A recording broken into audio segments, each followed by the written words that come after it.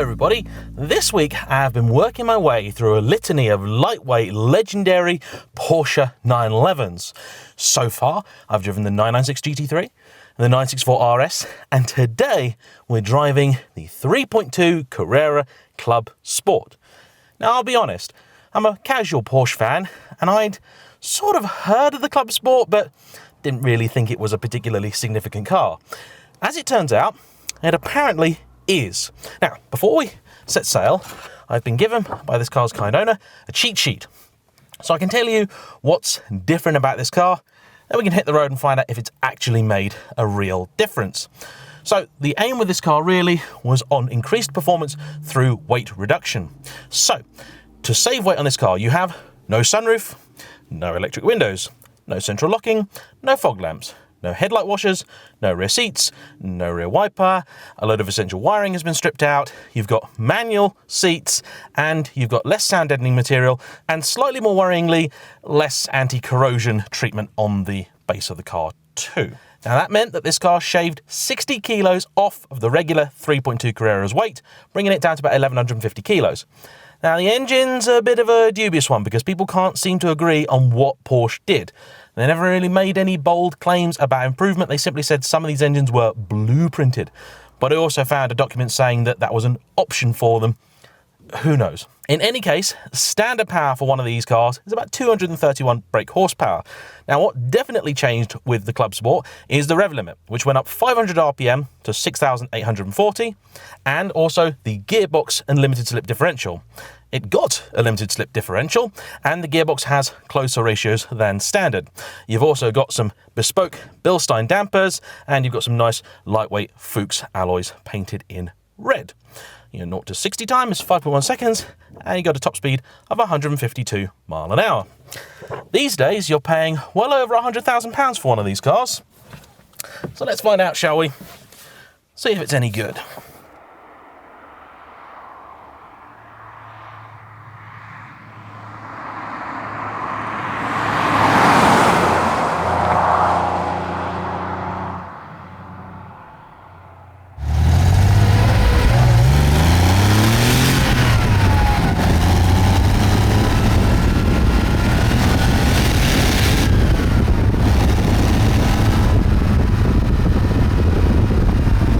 Now, I should start by saying that impact bumper 911s really have never done anything for me. Now, I have actually recently driven a 3.2 Carrera. However, it was a significantly reworked resto modded car. And indeed, resto mods are one of the reasons that you don't see many 3.2s about anymore. In fact, it's only really the more special variants of the car like this one which have actually survived reasonably unscathed. Now, this car was developed for one specific and quite niche purpose. Remember, we're talking about 1988 here. This car was developed for the track day market. It was aimed at the customer that wanted something a little bit lighter, a little bit more focused, and a little bit more special that they could take down to Spa or the Ring at the weekend, have a little bit of fun, and then drive home. That was a very unusual thing. And the price Porsche charged for one of these? The exact same as a regular 3.2.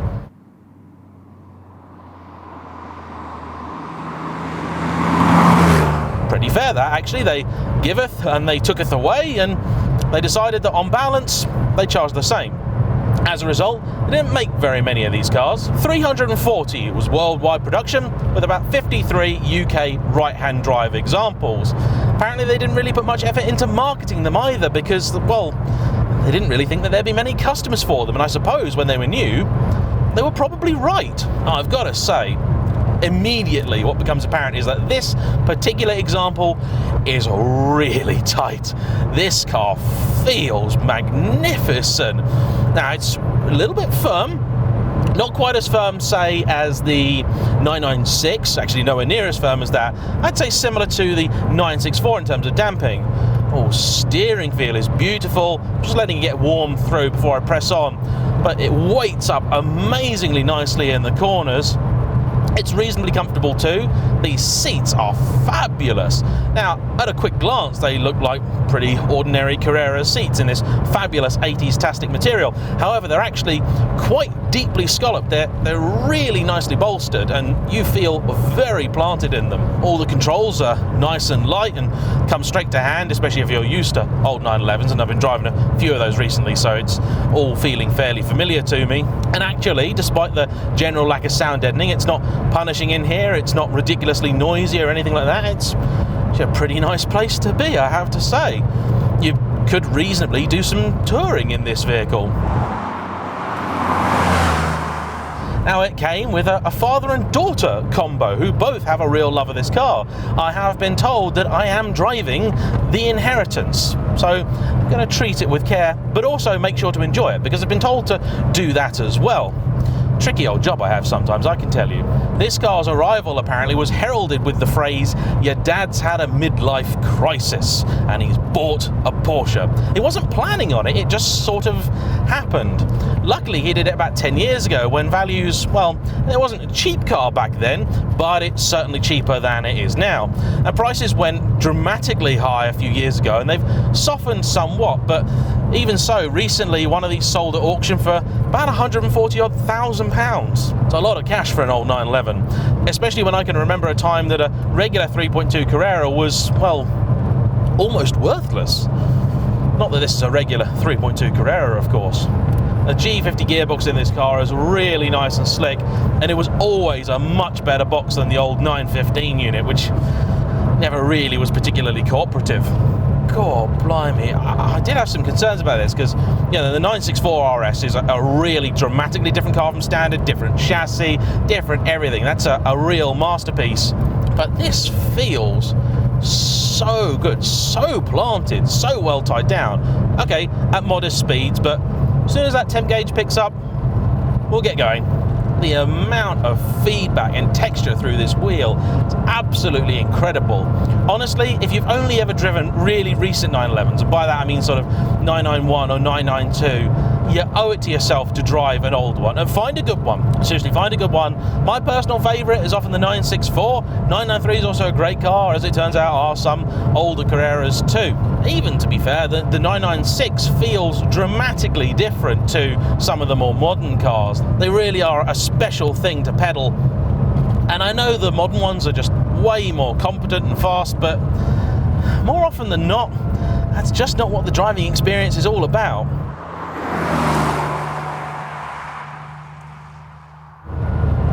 Alright, now she's kind of warmed through. Let's press on a little harder, see what she's like. Now, there isn't bags of power there, but she really does run for that red line. What I'm going to do, so you can hear her sing, slow down a bit. We'll do a second gear pull so we can get some noise out of the old girl, shall we?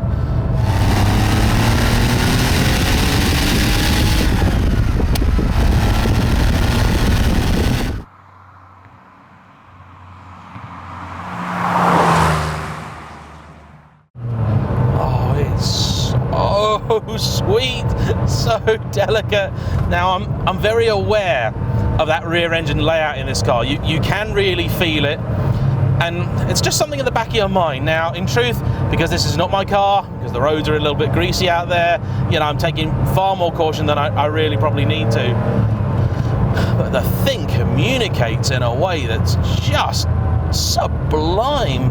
Now, brake pedal is actually very firm, and they will bring the car to a stop, I can tell you. This thing is pretty magic.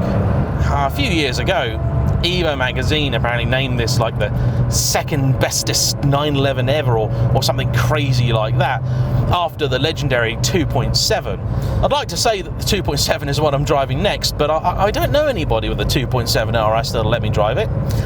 If you have one and you'll let me drive it, I would love to do that review. That would be quite interesting. Sadly, I remember a time when they were probably worth about the same as what this is now, They jumped in price so fast, so hard, and I just don't think they're ever going to be sensibly priced ever again. a lot of people have been talking to me recently about, apologies for this aside, a lot of people have talked to me recently about what I think is going to happen to car values in the future, and I don't mean the sort of next couple of years, I mean like the next couple of decades. And there is, in certain territories, a very real possibility that the car, as we know it, is simply going to be outlawed. You know, if it's not electric, it's just not going to be allowed on the roads. And what is going to happen to values of vehicles then? I think some of them will actually still retain their value, because let's be honest here, a lot of these cars that are worth, you know, tens of millions, do they get driven anyway? Not really. They're just going to be treated like old paintings, you know, stuffed in collections far too often for far too long and barely ever seen, which will be tragic, but hey, it's really nice to see a car in this kind of condition as well. It's been really well kept, and you can tell that this is in excellent condition, and it feels like a heritage fleet car, and I mean that in the best possible sense. It has 41,000 miles on the clock, 25,000 of which have been put on by the current owner in the last decade, so it sees reasonable usage. You know, for an occasions car that I can understand you wouldn't want to drive in inclement conditions, yeah, it gets used. I'm so glad to see that. It's good for the car, after all.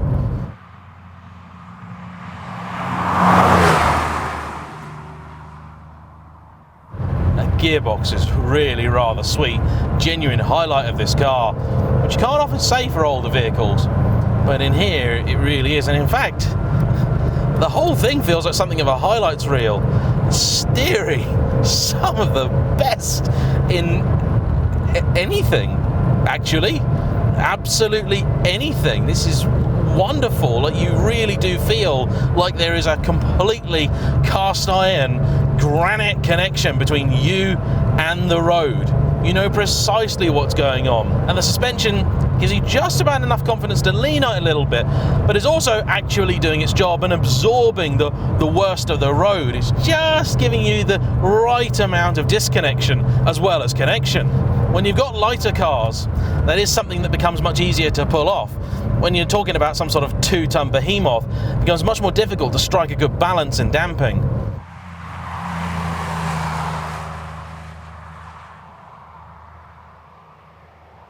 It's a weird old thing, really, the Club Sport. I read an article with a couple of Porsche insiders about it, where someone was saying, what did you do? How did you do it? How did you make the car so brilliant? And they sort of went, I don't know. Actually, it's a pretty lazy piece of engineering, especially when compared with either the RS before it or the RS after.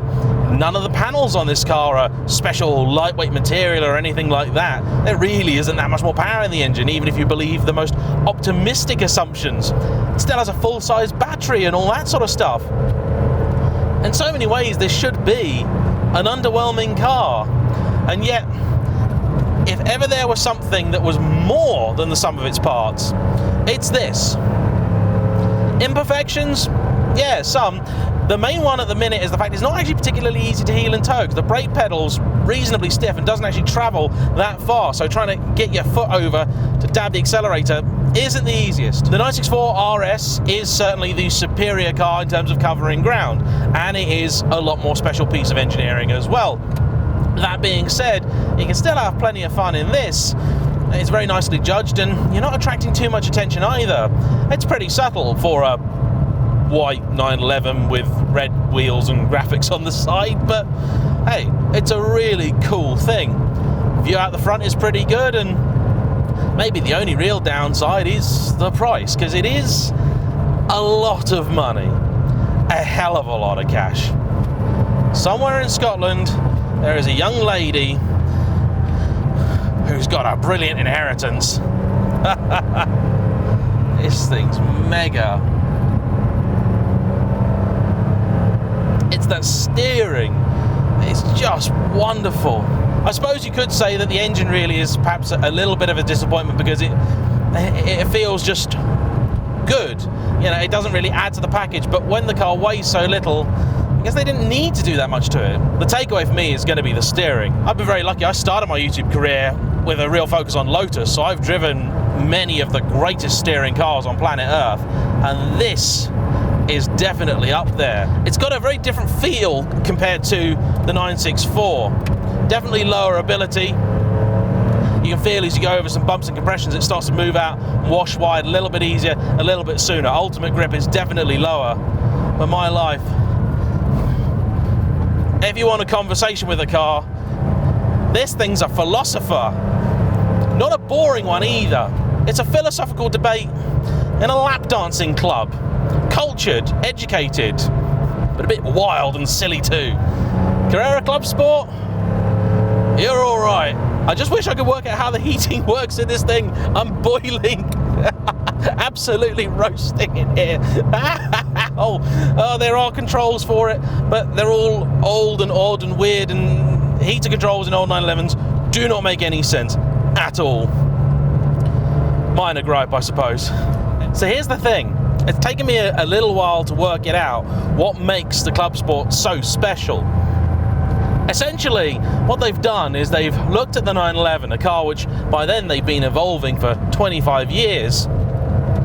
They've taken away all the things that had become a little bit unnecessary and added to the package, and then left you with all of the things that made this a good car. The rear engine layout does dominate, and it is, I suppose, in some ways a flaw. But it's the finest characteristic of this car. It's an integral part of the car's personality. You drive with it, you use it. That odd weight distribution means that you set this car up for a corner in a way you probably wouldn't anything else, certainly not of the period. And it becomes an intoxicating, exciting, challenging thing to drive. And you can drive quickly with it, you can make progress, but you are very much a part of that. It's given you all the tools and said, yep, there you go, make something of that. And if you know what you're doing, you really can. It's not maybe the best car ever, but if you want a real proper old school 911, this is absolutely everything you need. Not a scrap more. Anyway, thanks so much for watching. Please like, comment below, subscribe if you haven't already, and I'll see you for the next one. Bye bye.